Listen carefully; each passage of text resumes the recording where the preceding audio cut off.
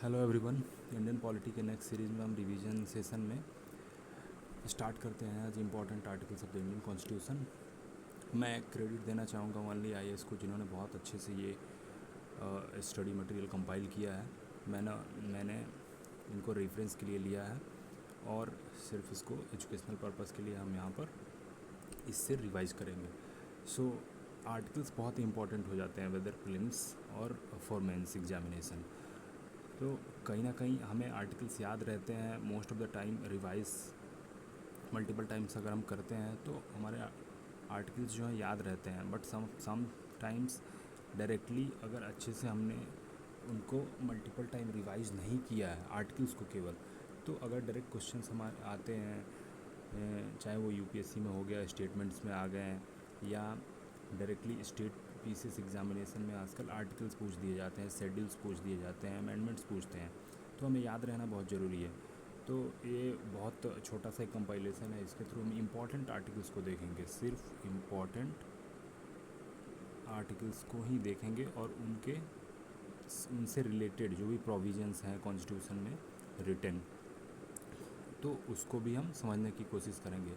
अच्छे से कॉम्परेटिव में स्टडी करेंगे, जो भी इम्पोर्टेंट आर्टिकल्स हैं उनकी आप इसको फॉलो कर सकते हैं। और रिवाइज करने के लिए आप इस वीडियो को फॉलो कर सकते हैं। एटलीस्ट 2 to 3 टाइम्स आप इसको देखिए। इम्पॉर्टेंट आर्टिकल्स अगर आप नोट डाउन करना चाहें तो उसके निमोनिक्स बना करके याद करें, और उसके शॉर्ट नोट्स भी आप बना लें अपने अकॉर्डिंग। अगर कोई, जैसा मैंने बोला, निमोनिक्स हो गया या किसी और स्टोरी के थ्रू आप याद करके रख सकते हैं, तो उसको ज़रूर याद करें। आर्टिकल्स याद होने बहुत ज़रूरी हैं, और इसको याद करने का तरीका ये नहीं कि रैंडम नहीं कि आप उठा करके मेमोराइज करें। आप इसको एक कनेक्शन बना सकते हैं, पार्ट वाइज डिवाइड कर सकते हैं। आर्टिकल 1 to 10 तक क्या है ये मुझे याद रहना चाहिए, 11 से क्या स्टार्ट होता है, और 20 तक क्या होता है, या 20 से 40 तक क्या होता है, 36 से 51 तक क्या होता है। तो ये आर्टिकल्स के एक सर्टेन एक ब्रेकअप पता होना चाहिए कि यहाँ से आर्टिकल इस कॉन्स्टिट्यूशन में इस पार्ट से रिलेटेड है। तो अगर ऑप्शंस में आपको दे दिया जाए, अब सपोज़ फंडामेंटल राइट्स आपको पता होना चाहिए कि हमें ये स्टार्ट्स हैं हमारे 12 से लेकर के, और हमारा ये सर्टेन 32 तक ये है, फिर 35 36 से 35 तक ये रिलेटेड है, 34 35 36 से हमारा स्टार्ट हो जाता है, 36 से 51 डीपीएसपी स्टार्ट हो जाता है। तो ये एक सर्टन रेंज पता होना चाहिए। तो इससे आप ये कम से कम एलिमिनेशन कर पाएंगे कि आर्टिकल यहाँ पे अगर क्वेश्चन सपोज क्वेश्चन है फंडामेंटल राइट से, और उसमें आर्टिकल दे रखा है कुछ 37 या 29 इस तरह से, तो आपको पता होगा कि 37 is not related to fundamental right anywhere, क्योंकि 36 से 51 हमारा डीपीएसपी होता है। तो इस तरह से एक कंटिन्यूअस आर्टिकल्स के नंबर याद रहने चाहिए, और कहाँ से कहाँ तक आर्टिकल किस पार्ट से रिलेटेड है कॉन्स्टिट्यूशन में, वो भी याद रहना चाहिए। तो यहाँ से अगर एग्जैक्टली आपको कोई पार्ट नहीं याद है, एग्जैक्टली कोई आर्टिकल नहीं याद है, तो बाकी क्योंकि ऑप्शंस, क्योंकि क्वेश्चंस में अगर हमारे पास एमसीक्यू क्वेश्चंस हैं तो उसमें 1 2 3 4 ऑप्शंस हैं, तो सर्टेनली है कि 3 ऑप्शन तो कहीं ना कहीं गलत हैं, एक ही सही है। तो एलिमिनेशन में हेल्प मिलता है if you don't remember the article exactly, but आपको इतना पता है कि ये 3 नहीं हो सकते, तो फिर सर्टेन ये होगा आंसर। तो ऐसे भी हम देखेंगे, और मैं आपको बताऊंगा कि किसको कैसे याद रखना है और क्या अप्रोच होना चाहिए आपको। तो स्टार्ट करते हैं इसको।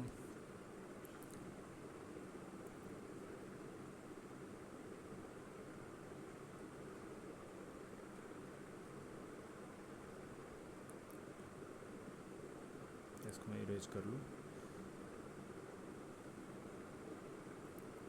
इसको स्टार्ट करेंगे, और आपसे मैं रिक्वेस्ट करूँगा कि वीडियो को कम से कम मल्टीपल टाइम आप ज़रूर देखें। अगर वीडियो आपको स्लो लगे तो इसको फास्ट स्पीड करके भी आप देख लें, बट मल्टीपल टाइम रिवीजन बहुत ज़रूरी है याद होने के लिए। तो हम स्टार्ट करते हैं। ठीक है। The constitution of India is the supreme law of land, ये आपको पता है।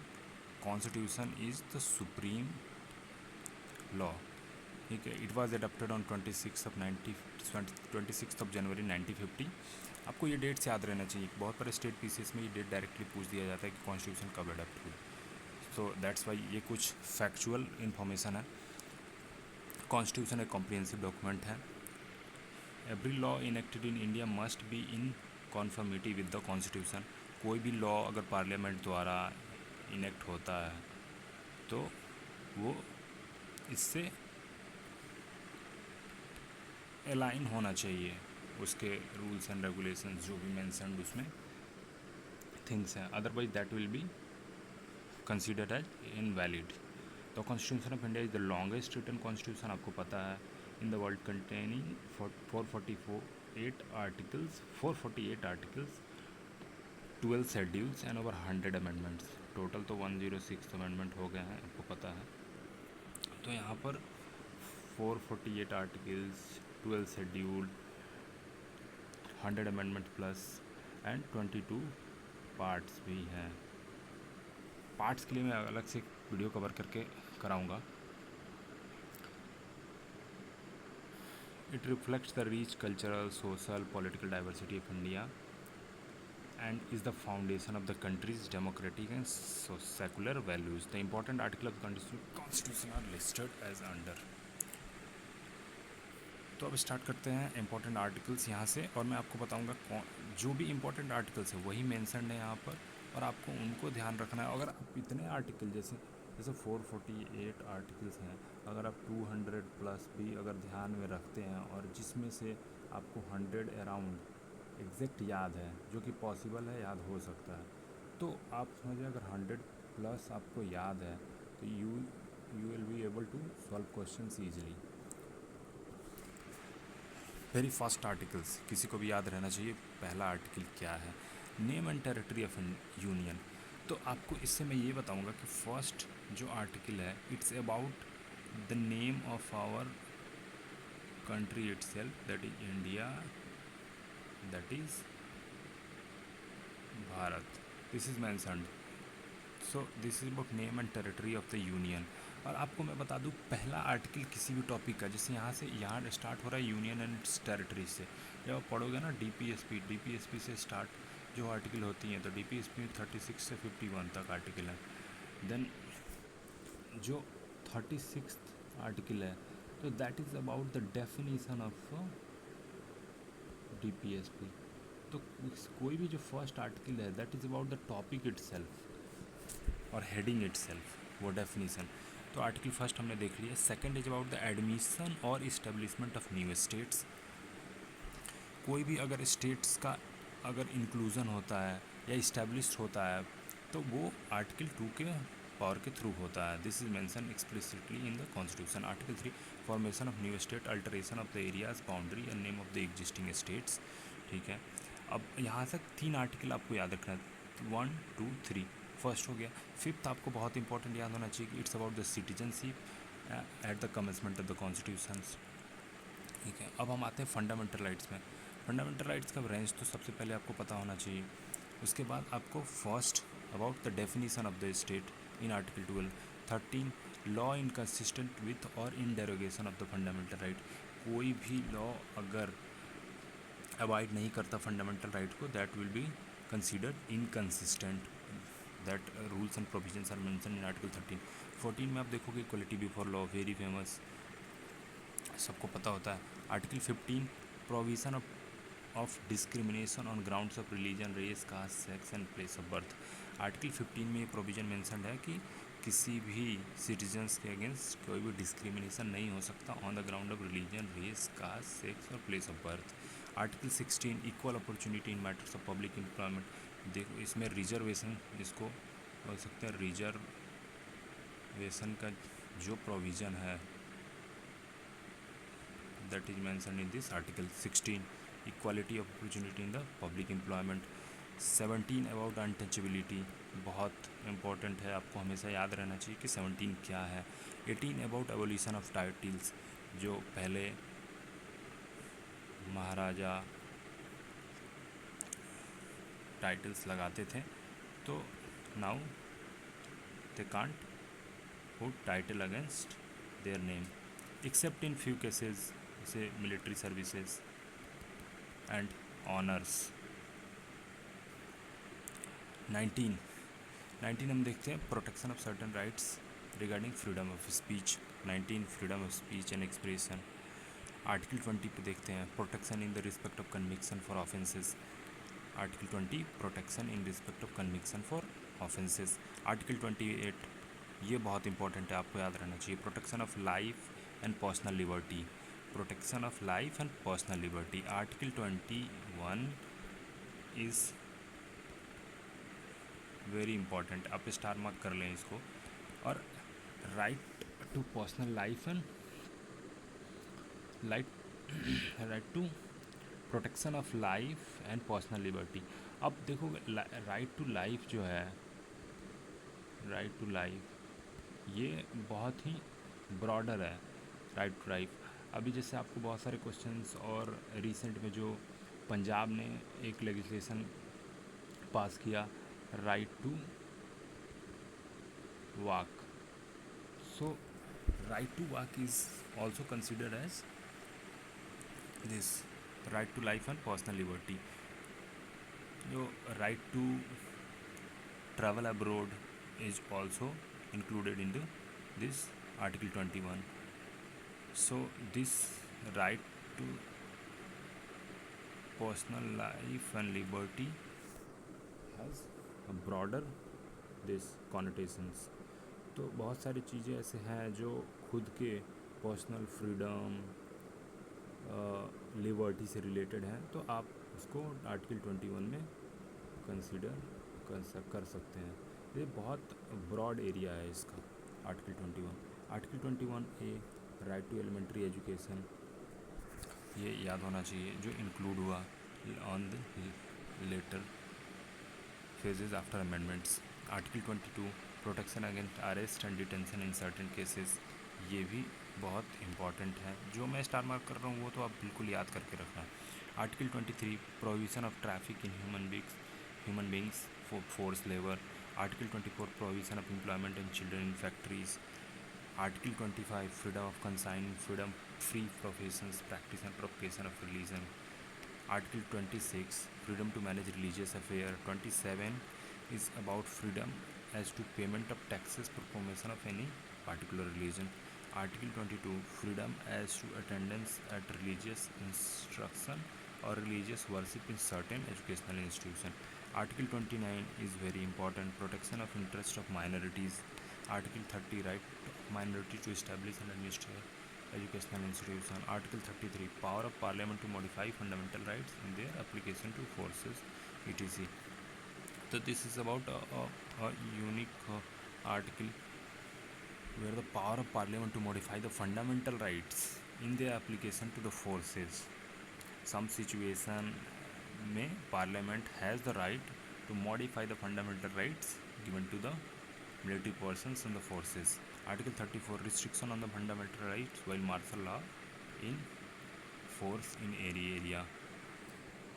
Article 35 legislation to give effect to some of the provisions of the fundamental rights.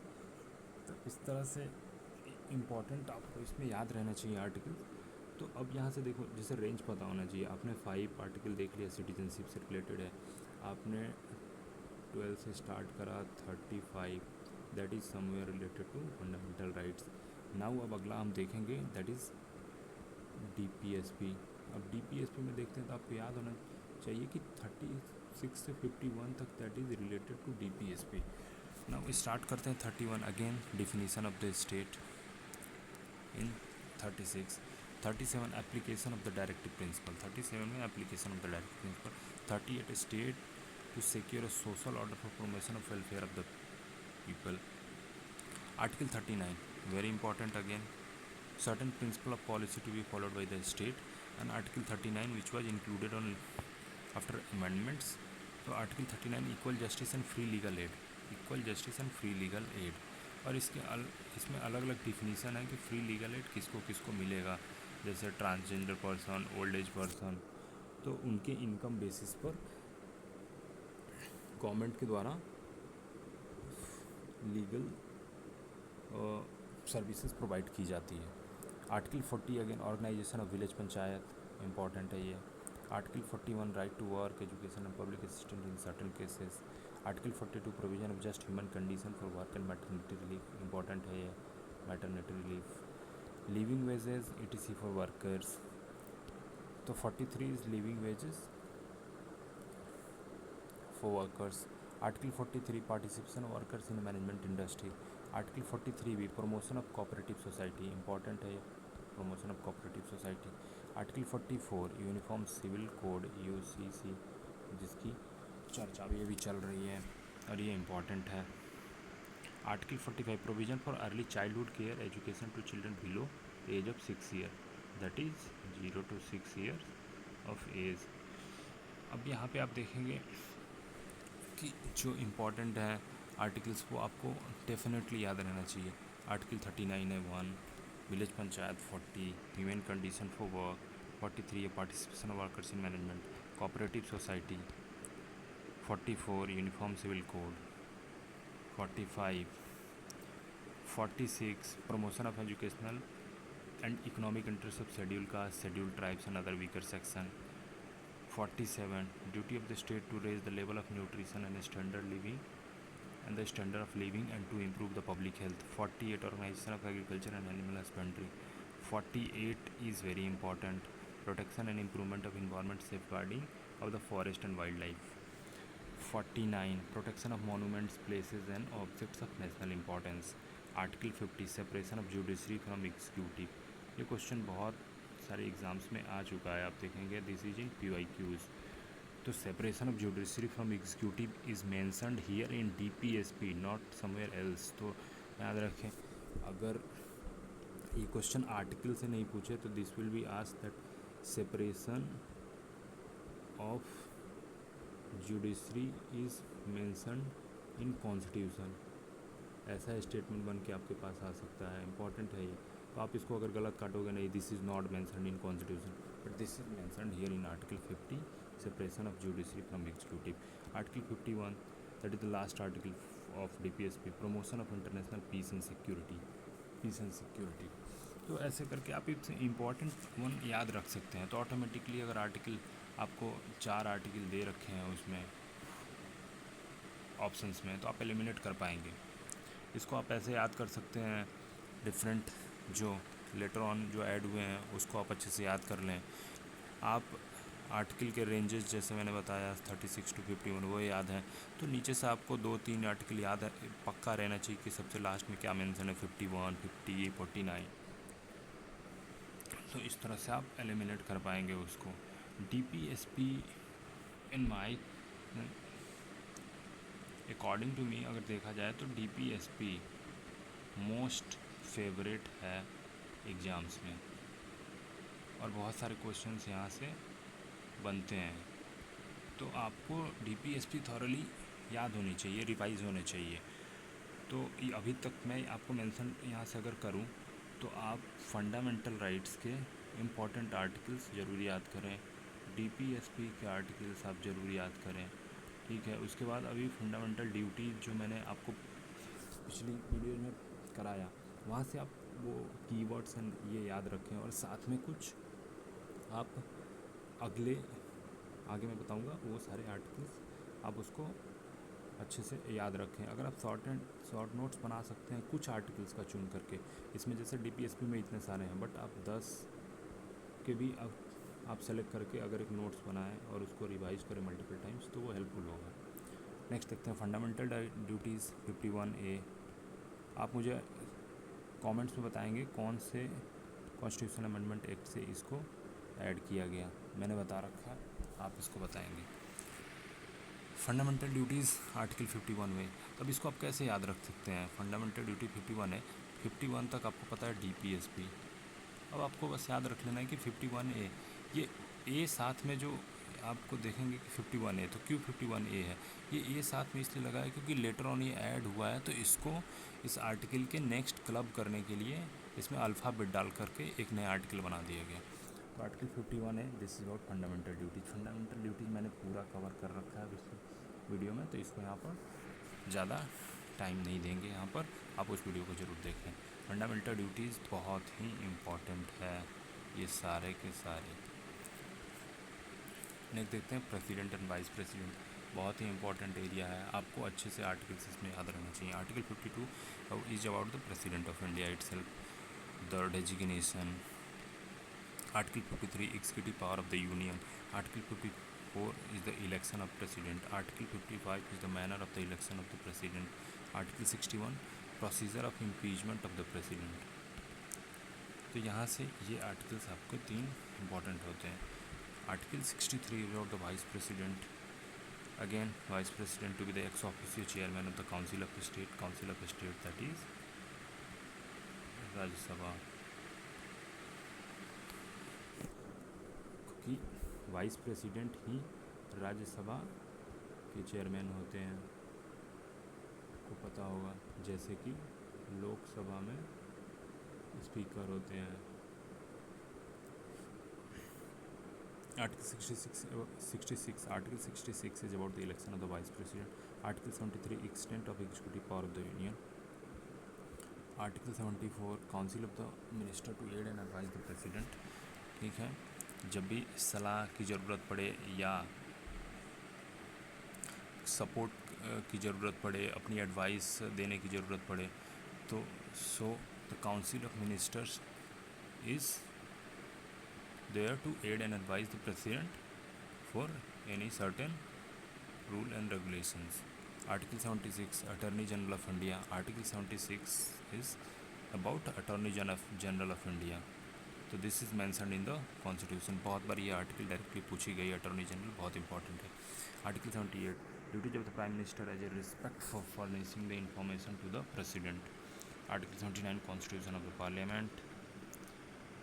Article 80 composition of the Council of State. Article 81 composition of the House of the People. Composition, rules and regulation. This is mentioned about in Article 80 about Rajya Sabha. Article 81 is about Lok Sabha. Article 85 session of the Parliament, prorogation and dissolution. This is very important. Article 85. 87 special address by the President. Article 102 disqualification of the membership. ये बहुत important है और आपको याद रहना चाहिए। Recent में राहुल गांधी जी की जो डिस्क्वालिफिकेशन हुई थी उस समय ये आर्टिकल बहुत चर्चा में था। Article 103 decision on question as to disqualification of members. Article 107 provision as to introduction and passing of the bills. Article 108 again important about joint sitting of the both houses in certain cases. Article 109 special procedure in respect of money bills. अब article यहाँ से ये जो भी article है बहुत important है, आप ध्यान से देखना। Article 1010 is definition of money bill. Now which type of bill is money bill is mentioned here and decided by this article and the definition is given in this article. So money bill ऐसे ही बहुत important है and their provisions are mentioned here in article 1110. Article 11 Article 111 assent to the bills. Article 112 annual financial statement that is budget. So अब देखो question यहाँ से कभी कभी ये भी आते हैं, आर्टिकल नहीं आए तो somewhere they will make a statement. तो ऐसे क्वेश्चंस PYQ में हैं कि budget is mention in constitution of India, but this is not correct. There is nothing some sort of thing as budget is mentioned in constitution. The only thing which is mentioned there is the annual financial statement. ठीक है। Article 114 appropriation of the bills. So this two are related to budget. Article 120 language to be used in the parliament. Article 121 restriction on the discussion in the parliament. Article 122 courts not to inquire into the proceedings of the parliament, important. Article 123 power of the president to promulgate ordinances during the recess of parliament. Ordinance making power, it is here. अब now supreme court बहुत important है। Supreme court, high court के articles आपको याद होने चाहिए। One of the important for exams अब now article 124 establishment and constitution of the supreme court. Establishment and the constitution of Supreme Court is mentioned here in this article. 126 appointment of acting judges. 127 appointment of ad hoc judges. Article 128 attendance of the retired judges at the sitting of the Supreme Court. Article 129 Supreme Court to be the court of record. ये important है. Article 130 seat of the Supreme Court. Seat of the Supreme Court you mean कि where is Supreme Court located? So you know the location is Delhi. So this is mentioned in this article कि Supreme Court will be there at Delhi. तो seat of the Supreme Court का meaning वो है. Supreme Court to be a court of record. Court of record it means कि Supreme Court can keep all the related judgment, documents and every reports and records with themselves. So they are court of record also. Article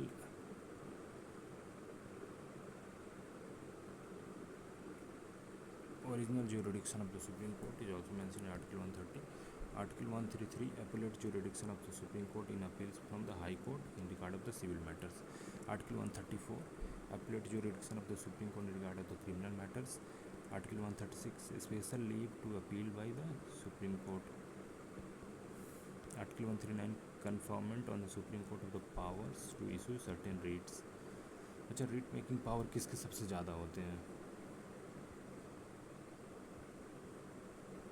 REET issuing power किसके ज़्यादा होते हैं या wider होते हैं?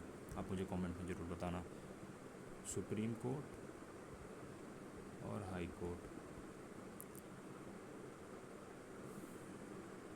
Article 141 law declare by supreme court to be the binding on all courts. Article 143 power of the president to consult supreme court. CAG आपको याद होना चाहिए. CAG आर्टिकल 148 डायरेक्टली पूछी जाती है, ये तो बिल्कुल याद होना चाहिए. Controller and auditor general of India. This CAG is also called the guardian of public purse. Guardian of public purse, तो ये आपको याद होना चाहिए. This is a constitutional post, so you must remember this.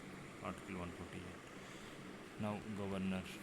Article 153 governors of the state. Article 154 executive power of the state. Article 155 appointment of the governor. Now state ministers and advocate general. Advocate generals are there in state, जैसे कि attorney general is at the centre. Article 163 council of minister to aid and advise the governor. Article 165 advocate general of the state. State PCS exams के लिए बहुत अच्छे से आपको याद रहना चाहिए. 165 article is about the advocate general for the state. Article 167 duty of the chief minister as respects the furnishing of information to the governor. Article 167. Article 168 state legislature का देखते हैं. Article 168 constitution of the legislature in the state. Abolition. Article 169 abolition और creation of the legislative council of the state. Article 170 composition of the legislative assembly. Article 177 composition of the legislative council. Article 176 special address by the governor. Article 178 the speaker and the deputy speaker of the legislative assembly. Article 182 the chairman and the deputy chairman of the legislative assembly.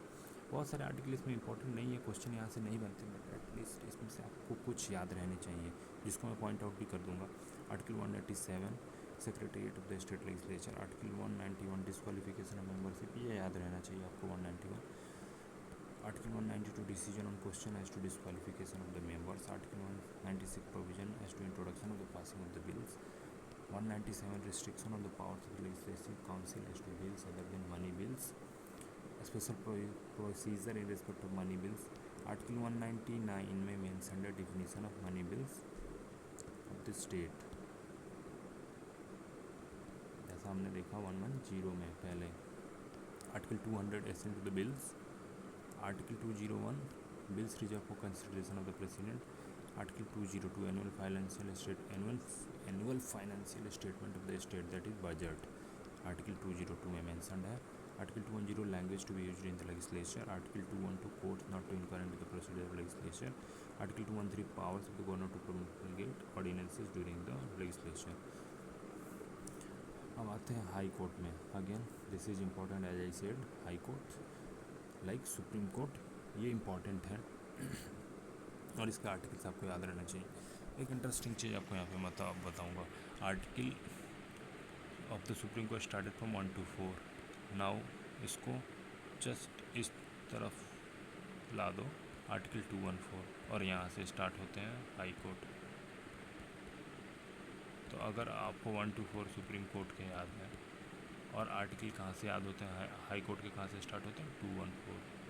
2 को बस आप इधर से इधर ले के आओ, that is now article 214 high court of the state, 215 high court with the court of records. Again 24 jurisdiction of existing high court, power of the high court to issue certain writs। 227 power of the superintendence over all the courts by the high court। Article 230 extension of jurisdiction of high court to the union territories। Article 231 establishment of common court for 2 or more state। देखो 2 और 231 important हो जाता है article, और इसके साथ साथ आपको स्टेटमेंट पता होनी चाहिए, establishment of the common court for 2 और more state.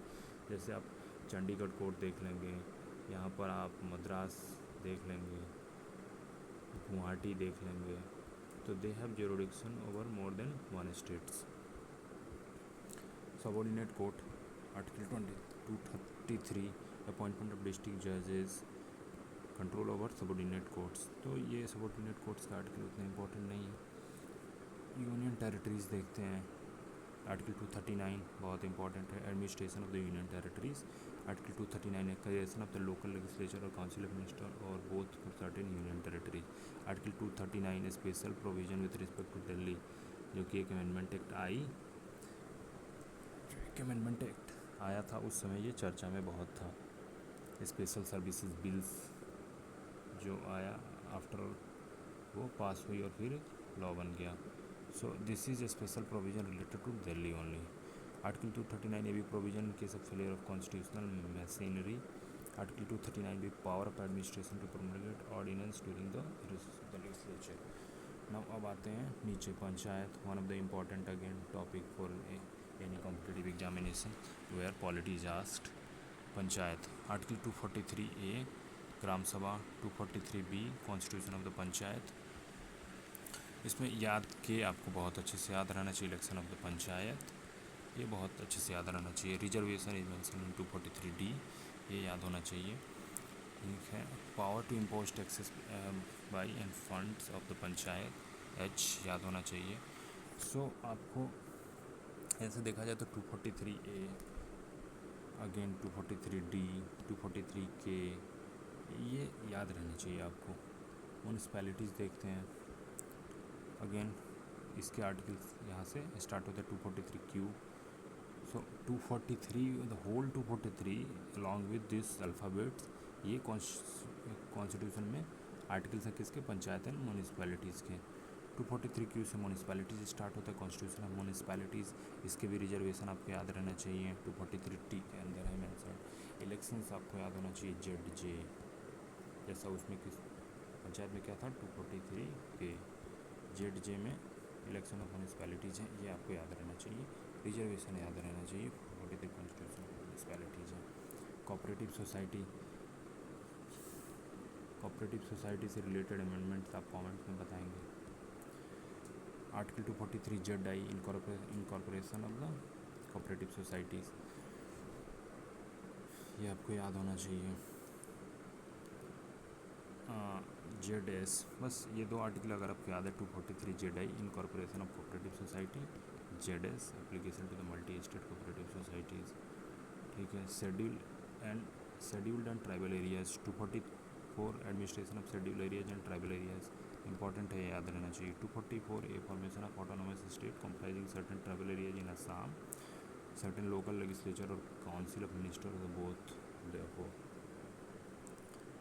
Centre state legislative relations, so legislative relations of center state is mentioned in article 245, extent of laws made by the parliament and by the legislature of the state। 246 subject matter of laws made by parliament and by the state legislature। ठीक है, residuary power of the legislation is mentioned in 248। now inconsistency between the laws made by the parliament under article 249, 243 and laws made by the legislature of the state is mentioned in 251. इसके articles उतने ज़्यादा important नहीं है, बहुत सारे question यहाँ से बनते नहीं हैं, बट आपको कुछ कुछ याद रहनी चाहिए इसमें से। नेक्स्ट हम देखते हैं centre state administrative relations. Article 258 power of the union to confer power सीटीसी on state in certain cases. 258 a power of the state to entrust function up to the union. 260 jurisdiction of union in relation to territories outside India. Important. Article 261 public records and judicial proceedings. Centre state financial relation देख लेते हैं। हमने वहाँ पे legislative relation देखा, administrative देखा, now financial relation देखते हैं। 265 taxes not to be imposed save by authority of authority of law. अब इसमें देखते हैं, यहाँ पर आपको आर्टिकल 266 पता होना चाहिए about the consolidated fund and public accounts of India and of the states. 267 contingency fund of India. Again next इसमें देखते हैं आर्टिकल्स जो इम्पोर्टेंट हैं। Article 275 grants from the union to the certain states, this is important. 270 tax levied and distributed between the union and the state.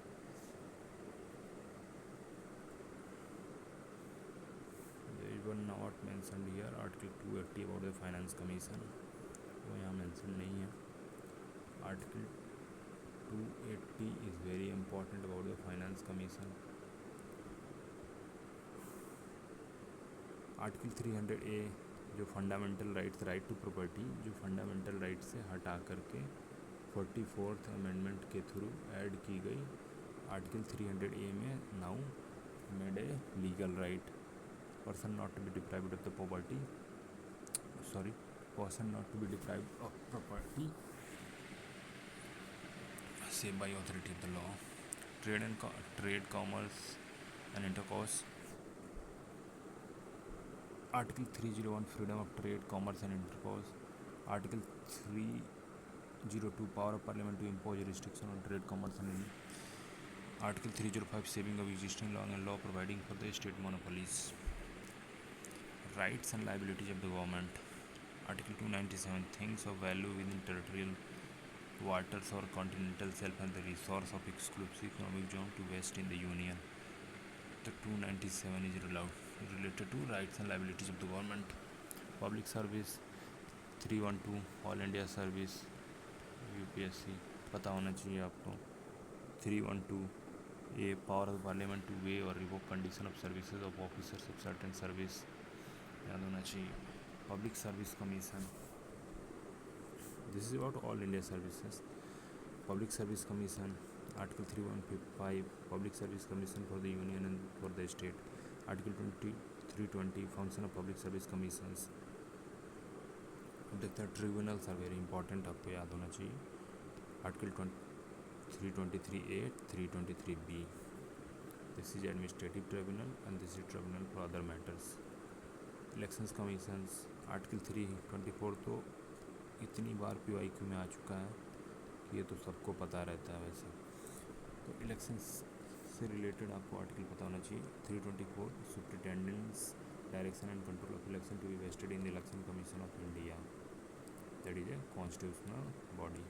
Article 325 no person to be eligible for inclusion और to claim to be included in the special electoral on grounds of religion, race, caste and sex. Article 326 election to the House of the People and to the Legislative Assembly of the state to be based on the adult suffrage, and this is the only place वहाँ जिससे ये पता चलता है कि this citizens of the country has this right to vote। आपको ये पता होना चाहिए कि there is nowhere mentioned right to vote in our constitution, and these articles provide only detail about it. So 326 clearly says that right to vote is the way through which the government will be chosen. Article 329 bar to interference by the courts in electoral matters. Article 330 important reservation of seats for scheduled caste scheduled tribe in the House of the People. Article 331 representation of Anglo Indian community in the house of the people, जो कि Anglo Indian की nomination ख़त्म कर दिए गए हैं। कौन से अमेंडमेंट एक्ट से ख़त्म किए गए आप कमेंट करके बताना। Article 332 reservation of seat of schedule का schedule tribe in legislative assembly of the state, तो ये आपको हाउस ऑफ द पीपल, ये आपको स्टेट के लिए। 333 representation of Anglo Indian community in the legislative assembly of the state, जैसा कि ये एबॉलिश हो गया। 338 आपको पता होना चाहिए, national commission for schedule caste. 338 national tribes commission for schedule tribes. 338B national commission for backward class. 340 appointment of commission to investigate in the condition of the backward class.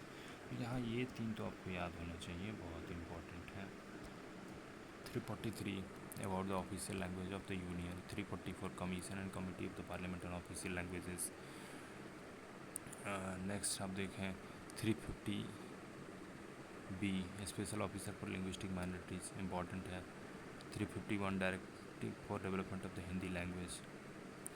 350A facility for instruction in mother tongue at the primary state. Now emergency provision, one of the favourite topic, तो इसके सारे articles आपको याद होने ही चाहिए। Article 352 proclamation of emergency, national emergency. Article 355 duty of the union to protect the state against external aggression, internal disturbance. 356 provision in case of failure of the constitutional machinery in the state, that is the president rule. 356 article 358 talks about the suspension of provisions of Article 19 during emergencies. Article 359 suspension of the enforcement of the fundamental rights during the emergency. 359A application of this part to the state. So these articles talk about suspension of fundamental right during the emergency. Article 360 provisions as to financial emergency. Article 361 protection of president and governors and the Raj Pramukh. Article 361 363 bar to interference by the court in dispute arising out of certain treaties agreement treaties. 365 effect of the failure to comply with or give effect to direction of the directions given by the union, resident rule again. This happens when the state is not following or abiding the rules and regulation of the union. Amendment to the constitution, important.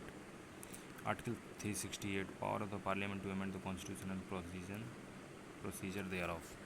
So constitution में जो amendment के provisions हैं, procedure है, वो यहाँ mentioned है। Parliament को power है कॉन्स्टिट्यूशन अमेंडमेंट लाने की, तो वो इसमें मेंशनड है। 368 is about the constitutional amendment, temporary, transitional and special provisions. Article 369 temporary power to parliament to make laws with respect to certain matters in the state list as if they were matters in the concurrent list. So now article 370, तो ये तो abolish हो गई, this is no longer in existence. Article 370 is no longer in existence.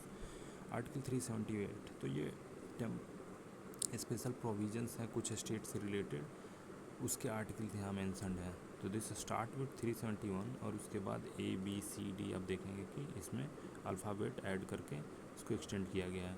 तो ये बहुत बार question यहाँ से बनते हैं, बट मुश्किल होता है थोड़ा इसको आर्टिकल अलॉन्ग विथ स्टेट का नाम याद करना। मैं थोड़ा सा आसान बनाऊँगा आपके लिए। तो आपको फर्स्ट 370 तो अब एग्जिस्ट नहीं करता। 371 आपको याद होना चाहिए, फर्स्ट महाराष्ट्र एंड गुजरात, ठीक है। 371 से स्टार्ट होता है Maharashtra and Gujarat.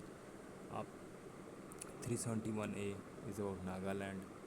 371B special provision with respect to the state of Assam. 371C that is special provision for Manipur. 371D with respect to special provision with respect to Andhra Pradesh and Telangana. 371E about Andhra Pradesh, establishment of Central University in Andhra Pradesh. Again 371F about state of Sikkim. 371G special provision with respect to the state of Mizoram. 371H special provision with respect to the state of Arunachal Pradesh. 371I special provision with respect to the state of Goa. 371J special provision with respect to this state of Karnataka. अब देखेंगे आप यहाँ पर अगर देखें 1 2 3 4 5 6 7 8 9 10 11 इस तरह से ये हैं। तो अगर आप फर्स्ट याद रखते हैं स्पेशल प्रोविज़न आर्टिकल 371 से स्टार्ट होता है। तो आप यहाँ देखेंगे 2 स्टेट एक साथ है, महाराष्ट्र एंड गुजरात। तो आप ऐसे याद कर सकते हैं महात्मा गांधी जी से गुजरात, एम से महाराष्ट्र। उसके बाद आप देखेंगे तो NAM ये हो गया नाम। अब जैसे आप याद रख लें नॉन अलाइनमेंट मूवमेंट याद रख लें, तो अभी तो क्या बन गया आपका MGNAM। और यहाँ से अल्फ़ाबेट आपको ऐड करके इसको देखते जाना है। नाउ M तो हो गया, इसको ऐड, ठीक है, ASMA आसमान, आसमान से आप इसको याद रखें यहाँ के नेक्स्ट 4।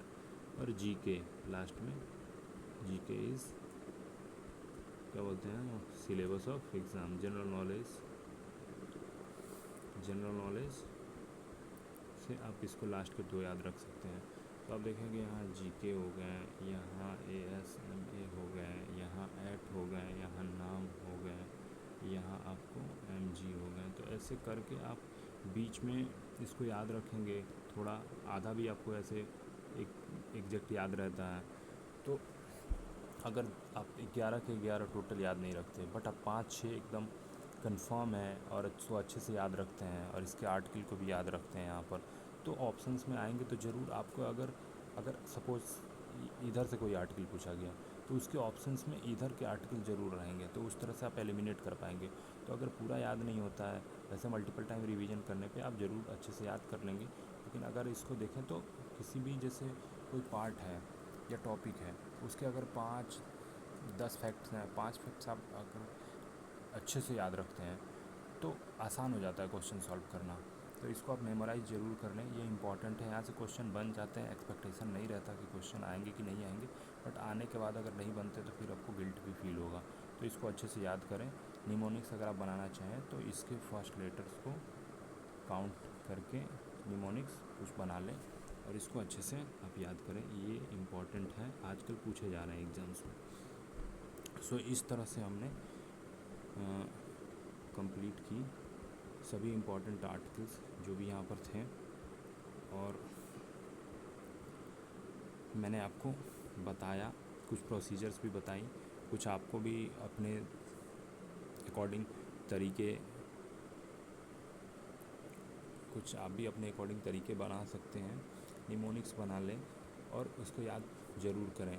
आर्टिकल्स हैं एग्जैक्टली टॉपिक से रिलेट करके आप पढ़ें, और जब आप थॉरली पढ़ रहे हैं तब भी at the time of revision पूरा चैप्टर जैसे पढ़ रहे हैं, जैसे आप चैप्टर पढ़ रहे हैं सुप्रीम कोर्ट, तो उस समय जब आप कॉन्सेप्ट समझ रहे हैं, सारी उसके थ्योरेटिकल एस्पेक्ट देख रहे हैं, उस समय ही आप आर्टिकल पे भी फोकस करके याद करने की कोशिश करें और वहीं से रिलेट करके याद करने की कोशिश करें।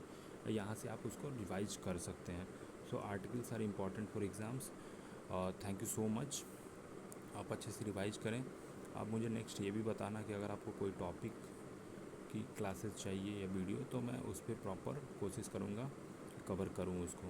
Thank you so much for watching. आप शेयर ज़रूर करें अगर आपको अच्छा लगता है और ये बेनिफिशियल होता है आपके प्रिपरेशन के लिए।